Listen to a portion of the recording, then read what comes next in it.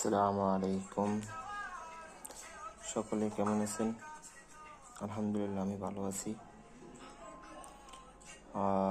আপনাদের মাঝখানে আসার একটাই কারণ, যারা বাংলাদেশ থেকে বর্তমানে ওমানে আসার জন্য আগ্রহীত,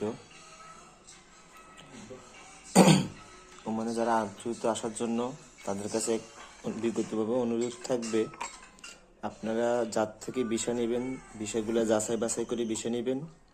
আর যেই কাজ ওই কাজ বুঝে নেবেন। আর যারা বেশি আগ্রহীত আসার জন্য, সবচেয়ে আগে এম্বাসিতে কথা বলি, দালালের ফান্দে না পড়ি, এম্বাসিতে কথা বলি, মনে আসবেন, যে কাজ ওই কাজ বুঝে নেবেন। অথবা জানুয়ারিতে ভিসা খুলতে পারে, এটা অনেকের থেকে শুনতেছি, আমিও শুনলাম দুই একজন থেকে। তার জন্য আপনাদেরকে বলতেছি।